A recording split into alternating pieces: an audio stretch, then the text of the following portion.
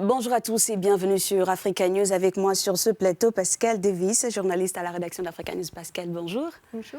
Avec vous, on aborde la question du Brexit. Après 4 ans de négociations, enfin, Londres et Bruxelles ont trouvé un accord cité le 24 décembre dernier, mais un accord avec quelques changements sur certains domaines clés, par exemple le commerce, la libre circulation des biens et services et surtout la pêche, un point d'achoppement qui avait même poussé ces négociations vers l'échec. C'est exact. C'était donc un accord historique. Nous ne savions pas si cela allait se produire ou non. C'était très délicat dès le départ et les deux parties étaient tout aussi têtues. Maintenant, c'est très important parce que le Royaume-Uni a laissé le marché unique et l'union douanière à l'Europe, qui est son plus grand partenaire commercial. Il était donc vraiment essentiel qu'un accord soit mis en place. Donc ce qui va se passer maintenant, c'est qu'il n'y aura plus de droits de douane sur les échanges de marchandises. Ce seront des taxes. C'est donc très bon pour les entreprises des deux côtés du continent.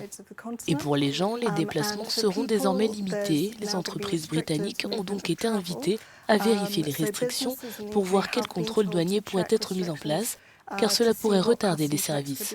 Il se peut qu'il y ait des frais dont nous ne savons pas pour l'instant ce qu'ils seront ou s'ils existeront et comment cela fonctionnera exactement. Donc pour l'instant, c'est encore très frais. Le Royaume-Uni a déclaré avoir récupéré ses frontières, ses eaux, et maintenant il est libre de commercer plus globalement, donc c'est un moment intéressant. Exactement, vous l'avez dit. Aujourd'hui, le Royaume-Uni a quelque part les mains plus libres de s'attacher les relations d'autres pays, par exemple d'autres continents, et en l'occurrence le continent africain, qui avec ses ressources naturelles attire de nombreux pays qui sont déjà présents. Et le Premier ministre britannique Boris Johnson le faisait savoir, il veut que son pays devienne une sorte d'investisseur de choix. Selon vous, Pascal, comment devrait-il s'y prendre ? Eh bien, pour un début, cela va être très difficile parce que le Royaume-Uni sera très en retard. La Chine est l'un des plus gros investisseurs en Afrique, au Brésil, aux États-Unis et aussi dans l'Union européenne. La concurrence sera donc rude, c'est certain. En ce qui concerne l'Union européenne, cela pourrait être très difficile car il existe déjà de nombreux accords commerciaux.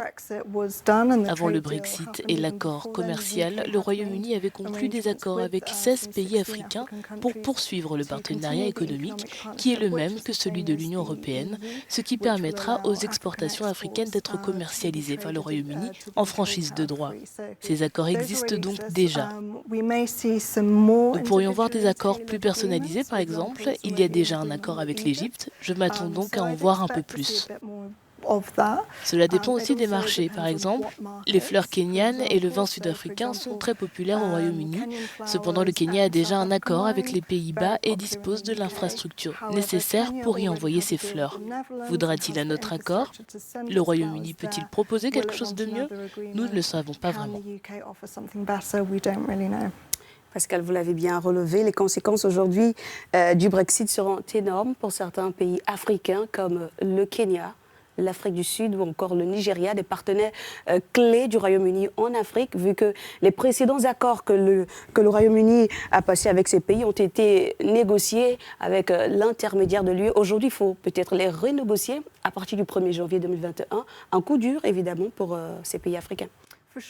Tout à fait. Et un autre élément qui peut également affecter l'Afrique du Sud et le Nigeria, où ces accords commerciaux sont déjà en place, il s'agit de l'avenir de l'économie britannique.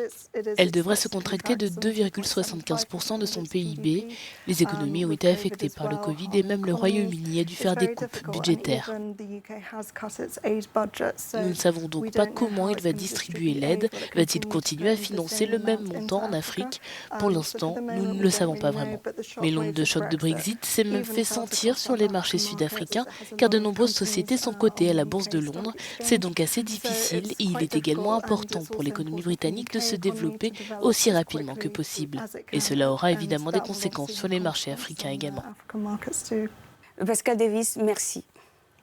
Si certains craignent que le Brexit perturbe les économies africaines, d'autres experts y voient une chance d'évolution. Aujourd'hui, l'Afrique pourra faire le choix entre toutes les offres qui s'ouvrent à elle. Merci à vous de nous avoir suivis. L'actualité continue sur Africa News et africanews.com.